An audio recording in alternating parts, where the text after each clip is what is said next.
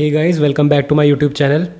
तो आज हम लोग स्टार्ट कर रहे हैं चैप्टर 1 नंबर सिस्टम्स की एक्सरसाइज 1.2 जो कि क्लास 9 का पहला चैप्टर है।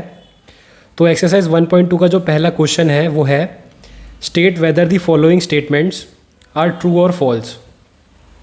तो हमें ये बताना है जो फॉलोइंग स्टेटमेंट्स, जो भी हमें आगे स्टेटमेंट्स हम पढ़ेंगे नीचे, वो ट्रू है या फॉल्स है, और हमको जस्टिफाई करना है अपना आंसर। जस्टिफाई करना है मतलब हमें उसको रीज़न बताना है कि वो हमारा आंसर जो है वो ट्रू क्यों है या फिर फॉल्स भी क्यों है।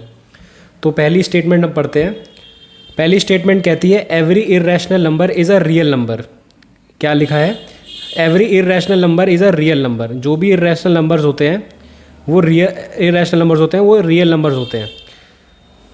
ये हमें ये स्टेटमेंट दी गई है, तो ये स्टेटमेंट हमें बतानी ट्रू है। तो आंसर इसका ये है कि ट्रू, ये स्टेटमेंट ट्रू है। Every irrational number is a real number.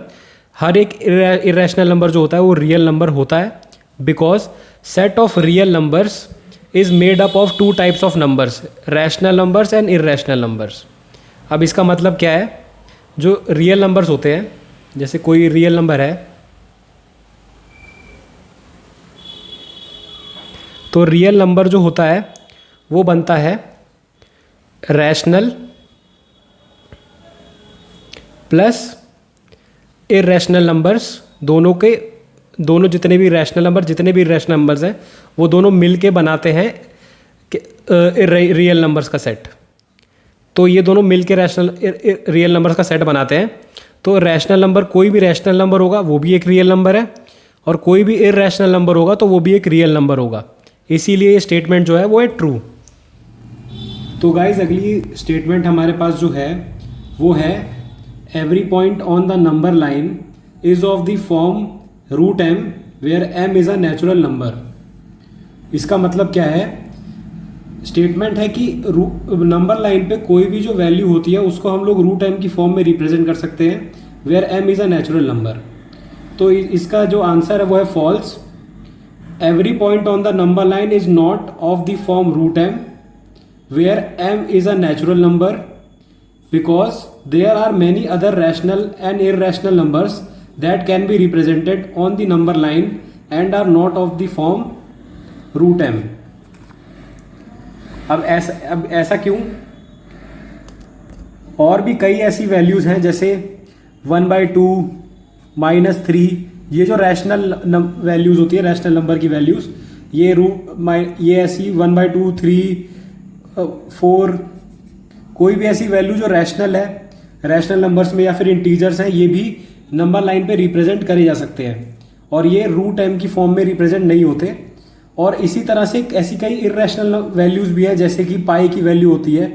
पाई की वैल्यू जो 3.14 समथिंग होती है, जो कभी भी डिवाइड नहीं होता, पाई की वैल्यू वो चलती रहती है, नॉन टर्मिनेटिंग है। ये सारी वैल्यूज़ जो होती हैं, ये सारी वैल्यूज़ हम लोग नंबर लाइन पे रिप्रेजेंट करते हैं, और वो रूट एम की फॉर्म में नहीं होती। जैसे कि आपको बता दिया 1/2 है, -3 है। गाइस इस क्वेश्चन को हम लोग एक और तरीके से सॉल्व कर सकते हैं। मान लीजिए हमारे पास ये नंबर लाइन है, और उस पर यहाँ पे एक 0 है, और यहाँ पे हमने रिप्रेजेंट कर दिया √3, और यहाँ पे हमने रिप्रेजेंट कर दिया √5। अब √3 और √5 के बीच में कोई ऐसा नंबर है जो हम लोग रूट एम की फॉर्म में रिप्रेजेंट कर सकते हैं? तो गाइज ऐसा कोई नंबर √3 और √5 के बीच में प्रेजेंट नहीं है। 3 और 5 के बीच में एक 4 ही रिप्रेजेंट कर सकते हैं। 4 ही एक नेचुरल नंबर है, लेकिन 4 का अगर हम लोग रूट कर दें, √4 की जो वैल्यू होती है वो 2 के बराबर होती है। इसीलिए √3 और √5 के बीच में कोई ऐसा नंबर नहीं है जिसको हम रूट एम की फॉर्म में रिप्रेजेंट कर सके। इसीलिए ये जो स्टेटमेंट है ये फॉल्स है। आप ये नंबर लाइन जो है, ये नंबर लाइन भी आप बना के और इसको रीजन कर सकते हैं। There exist no value that can be represented in the form of root m where m is a natural number। यहाँ पे हम लोग रीजन लिख देते हैं, there exist no such value that is of the form root m where m is a natural number between √3 and √5। तो हम इस तरह से भी इसको रीजन कर सकते हैं कि √3 और √5 का हमने एग्जाम्पल ले लिया नंबर लाइन पर रिप्रेजेंट करके और दिखा दिया कि इन दोनों के बीच में √m की फॉर्म में हम लोग कोई भी वैल्यू रिप्रेजेंट नहीं कर सकते हैं। जो इन दोनों के बीच में जो वैल्यू आती है नेचुरल नंबर वो 4 ही आती है, और 4 का अगर हम लोग रूट करते हैं तो वो 2 बन जाता है। इसीलिए हर एक वैल्यू हमने एक तरह से शो कर दिया कि 4 एक नेचुरल नंबर है जिसको हम लोग √m की फॉर्म में रिप्रेजेंट नहीं कर सकते। तो हमारी स्टेटमेंट जो है वो फॉल्स हो गई। अगर आप ये क्वेश्चन में लिख के आ जाते हैं इस तरह से आंसर, तो भी आपके मार्क्स कोई नहीं काटेगा। तो गाइस स्टेटमेंट नंबर 3 जो है वो हमारी है every real number is an irrational number.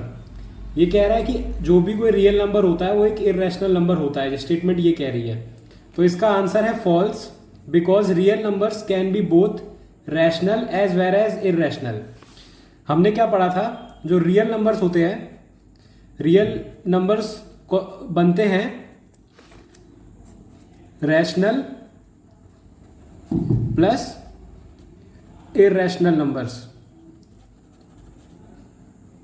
Rational और इर्रेशनल दोनों नंबर्स जो होते हैं वो रियल नंबर्स को बनाते हैं। रियल नंबर्स रैशनल और इर्रेशनल नंबर दोनों को मिला के बनते हैं। इसीलिए रियल नंबर रैशनल भी हो सकता है और रियल नंबर इर्रेशनल भी हो सकता है। और हमारे कुछ स्टेटमेंट में बोला गया every real number is an irrational number. तो ये फॉल्स है, क्योंकि रियल नंबर जो होते हैं, एवरी रियल नंबर जरूरी नहीं वो इर्रेशनल हो, वो रैशनल नंबर भी होता है। इसीलिए ये स्टेटमेंट जो है वो है फॉल्स। तो गाइज अब हम लोग कर रहे हैं क्वेश्चन नंबर 2 एक्सरसाइज 1.2 का। और क्वेश्चन हमारे पास है are the square root of all positive integers irrational. हमें क्वेश्चन में पूछ रहा है कि अगर हम लोग स्क्वायर रूट करें सारे पॉजिटिव इंटीजर्स का, तो क्या सबकी वैल्यू जो भी हमें हर बार निकल के आती है वो इर्रेशनल होती है। If not give example of square root of a number that is a rational number. अगर अब हमको पूछ रहा है कि अगर पॉजिटिव इंटीजर्स के स्क्वायर रूट निकालने पे हर एक वैल्यू इर्रेशनल नहीं आती, तो हमको एक स्क्वायर रूट करके दिखाना है कोई नंबर जिसकी वैल्यू जो है रैशनल नंबर है। तो हमें क्वेश्चन का आंसर है no, square root of all positive integers are not irrational. जो स्क्वायर रूट करते हैं हम सारे पॉजिटिव इंटीजर्स का, तो उसमें से सारी वैल्यूज जो होती है स्क्वायर रूट करने पे इर्रेशनल नहीं आती, रैशनल भी आती हैं। तो इसका हम लोग एग्जाम्पल ले रहे हैं 4। अगर 4 का हम लोग रूट कर दें, 4 का अंडर रूट कर दे, तो स्क्वायर रूट अगर हम 4 का निकालें तो हमारे पास आंसर आता है 2। तो अब 2 जो है वो एक नेचुरल नंबर है और ये एक रैशनल नंबर भी है। रैशनल नंबर क्या होते हैं? रैशनल नंबर वो नंबर होते हैं जिनको हम लोग p/q की फॉर्म में लिख सकते हैं, where q is not equal to 0। तो 2 को जो है 2 को हम लोग 2 की p/q की फॉर्म में लिख सकते हैं। तो p/q की फॉर्म में हम कैसे लिखेंगे? 2 के नीचे बस 1 लगा देंगे, बाय में हम लोग डिनोमिनेटर में 1 लिख देंगे, तो ये p/q की फॉर्म में रिप्रेजेंट हो जाएगा। तो ये एक ऐसा नंबर है जिसका स्क्वायर रूट जो है 4 एक ऐसा नंबर है जिसका स्क्वायर रूट हमारे पास रैशनल नंबर आ रहा है। तो गाइस सेकंड क्वेश्चन में हम लोग एक और चीज़ मेंशन कर सकते हैं, जैसे कि अगर हम लोग स्क्वायर रूट किसी इम्परफेक्ट स्क्वायर नंबर्स का करते हैं, इम्परफेक्ट स्क्वायर जो होते हैं, इम्परफेक्ट स्क्वायर जो नंबर्स होते हैं, जैसे कि अगर हम लोग √2 का स्क्वायर √2 की वैल्यू निकालें, √3 की वैल्यू निकालें, √5 की अगर हम लोग वैल्यू निकालें, तो मतलब एक तरह से इनका स्क्वायर रूट, तो फिर वो हमेशा इर्रेशनल आएगा। इन सब का जो वैल्यू आएगा स्क्वायर रूट निकालने के बाद वो हमेशा इर्रेशनल आएगा, क्योंकि ये इम्परफेक्ट स्क्वायर है। और नंबर्स जो परफेक्ट स्क्वायर होते हैं, परफेक्ट स्क्वायर जो होते हैं नंबर्स, परफेक्ट स्क्वायर जैसे कि रूट, अगर हम 4 का रूट निकालें, रूट अगर हम लोग 9 का निकालें, अगर हम लोग √16 की वैल्यू निकालें, मतलब अगर इन सब के स्क्वायर रूट निकालें तो वो वैल्यूज़ आएंगी हमारे पास रैशनल। जैसे कि 2 का आएगा हमारे पास, 4 का √4 का हमारे पास आएगा 2, √9 का हमारे पास आता है 3 वैल्यू, √16 की हमारे पास आती है वैल्यू 4 और √25 की हमारे पास आती है वैल्यू 5। तो ये स्क्वायर रूट्स हमारे रैशनल नंबर्स है, क्योंकि हम लोग p/q की फॉर्म में इनको लिख सकते हैं, क्योंकि 2/1 अगर हम लिख देंगे 2 को, तो 2/1 में p और q दोनों इंटीजर्स हैं और q is not equal to 0, q की वैल्यू 0 के बराबर नहीं है। ऐसे ही 3/1 भी लिख सकते हैं, 4/1 भी लिख सकते हैं और 5/1 भी लिख सकते हैं। अगर आप लोग क्वेश्चन नंबर 2 में ये मेंशन कर दें इम्परफेक्ट स्क्वायर्स की वैल्यू इरेशनल होती है और परफेक्ट स्क्वायर जितने भी इंटीजर्स होते हैं, जितने भी इंटीजर नंबर्स के अगर हम लोग परफेक्ट स्क्वायर वो है नंबर्स और अगर हम उसका स्क्वायर रूट निकालें तो वो हमेशा रैशनल आएगा। ये चीज़ भी हम लोग क्वेश्चन नंबर 2 में मेंशन कर सकते हैं। तो गाइज अब नेक्स्ट क्वेश्चन जो हमारे पास है वो है क्वेश्चन नंबर 3। और क्वेश्चन नंबर 3 हमको कह रहा है कि show how √5 can be represented on the number line. तो हमको इस क्वेश्चन में √5 को नंबर लाइन पे रिप्रेजेंट करना है। तो नंबर लाइन पे रिप्रेजेंट करने के लिए सबसे पहले हमको एक जस्टिफिकेशन देनी होगी बाय पाइथागोरस थ्योरम कि ये हम लोग इसको नंबर लाइन पे कैसे रिप्रेजेंट करेंगे। तो हम पहले मान लेते हैं सबसे पहले कि हमारे पास एक राइट एंगल ट्राइंगल है। ये मान लेते हैं एक राइट एंगल ट्राइंगल है हमारे पास ABC। तो ABC हमारे पास राइट एंगल ट्राइंगल और पाइथागोरस थ्योरम हमको क्या स्टेट करता है कि हाइपोटेनस का स्क्वायर इक्वल्स टू बेस का स्क्वायर प्लस परपेंडिकुलर का स्क्वायर। ये आप पाइथागोरस थ्योरम हमको स्टेट करता है। अब √5 अगर हमारी वैल्यू आनी चाहिए √5, अगर √5 हमको हाइपोटेनस पर √5 हमको शो करना पड़ेगा। तो √5 अगर हमको वैल्यू निकालनी है तो √5 हमको शो करने के लिए या तो हमको बेस को या फिर हमको परपेंडिकुलर दोनों में से किसी एक की वैल्यू 2 होगी और दूसरे की वैल्यू 1 होगी। तो हम लोग यहाँ पे बेस को 2 मान लेते हैं, 2 यूनिट्स बेस का बना लेते हैं और परपेंडिकुलर की वैल्यू हम लोग 1 बना लेते हैं। तो अगर हम लोग ऐसे सॉल्व करेंगे तो हमारे पास हाइपोटेनस के स्क्वायर की वैल्यू आएगी, जो हमारा बेस है, बेस की वैल्यू है 2 यूनिट्स, तो वो हो जाएगा 2 का स्क्वायर और परपेंडिकुलर हमारे पास है उसकी वैल्यू है 1 यूनिट, तो होगा 1 का स्क्वायर। तो हमारे पास हाइपोटेनस के स्क्वायर की वैल्यू आ गई 4, 2 का स्क्वायर होता है हमारे पास 4 और हमारे पास 1 का स्क्वायर होता है 1। तो हमारे पास हाइपोटेनस के स्क्वायर की वैल्यू आ गई 4 + 1 = 5। अब हाइपोटेनस के स्क्वायर की वैल्यू 5 है तो हाइपोटेनस की वैल्यू क्या होगी, h की वैल्यू होगी √5। तो यहाँ पे हमारे पास √5 की वैल्यू जो है निकल आई है। तो हमें हाइपोटेनस पे हमारी जो वैल्यू आई है हाइपोटेनस की वो है √5। ये कब आती है, जब या तो हमारा बेस की वैल्यू 2 यूनिट्स हो और परपेंडिकुलर की 1 हो, या फिर परपेंडिकुलर की 2 हो बेस की 1 हो। ठीक है, और हमको √5 जो है हाइपोटेनस पे शो करना पड़ेगा ताकि हम लोग उसको नंबर लाइन पे भी रिप्रेजेंट कर सकें। तो चलिए अब इसको नंबर लाइन पे रिप्रेजेंट कर लेते हैं।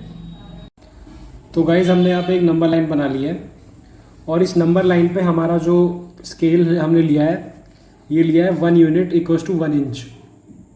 तो मतलब हमने यहाँ पे जो हमको ट्राइंगल इस पे रिप्रेजेंट करना है इस नंबर लाइन पे, तो हमने इस ट्राइंगल की जैसे ये 1 यूनिट है तो इस नंबर लाइन पे 1 इंच के बराबर ये 1 यूनिट मानी जाएगी। तो हमने स्केल ले लिया है।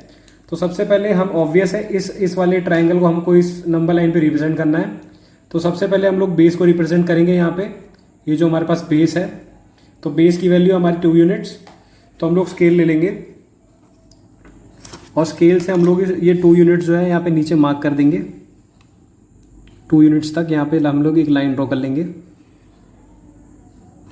तो ये 2 यूनिट्स तक हमारी लाइन ड्रॉ हो गई।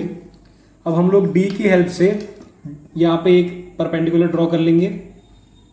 तो गाइज अब हम लोग डी को 2 पे प्लेस करेंगे इस तरह से, और 2 यहाँ से 90 डिग्री पे एग्जैक्ट, यहाँ पे 90 डिग्री, यहाँ पे देखिए यहाँ पे स्ट्रेट 90 डिग्री होता है सबसे ऊपर। तो इसको लाइन के साथ स्ट्रेट कर लेंगे, नंबर लाइन के साथ। उसके बाद 90 डिग्री पे हम लोग एक पॉइंट लगाएंगे और उस पॉइंट के साथ स्केल से हम लोग परपेंडिकुलर की मेजर का यानी कि 1 इंच का 1 यूनिट का हम लोग यहाँ पे परपेंडिकुलर ड्रॉ कर लेंगे। तो 1 इंच यहाँ पे और ये इसकी सिधाई में भी है, तो यहाँ से हम लोग 1 इंच मार्क कर लेंगे। यहाँ से ये 1 इंच यहाँ से, तो हमारे पास ये 1 इंच मार्क हो गया। अब कुछ नहीं करना है, अब हमको सीधा हाइपोटेनस को ड्रॉ कर देना है क्योंकि अब एक ही लाइन बच रही है। तो इस पॉइंट से इस पॉइंट तक हम लोग ये हाइपोटेनस को सीधे ड्रॉ कर देंगे। तो हमारे पास ये ट्राइंगल जो है ABC A B और C यहाँ पे रिप्रेजेंट हो गया। अब हम लोगों को यहाँ इसको रिप्रेजेंट करना है नंबर लाइन पे, तो हम लोग उसके लिए हम लोग एक कंपास ले लेंगे। तो गाइज अब हम एक कंपास ले लेंगे और उसको हाइपोटेनस के बराबर जो है ओपन कर लेंगे, और ये पॉइंटेड वाला जो पॉइंट है वो C पॉइंट पे है और ये जो पेंसिल जो है हमारी B पॉइंट पे है। तो हाइपोटेनस के बराबर हम लोग जब ओपन कर लेंगे कंपास को, तो उसके बाद यहाँ से एक डॉटेड लाइन ड्रॉ करेंगे,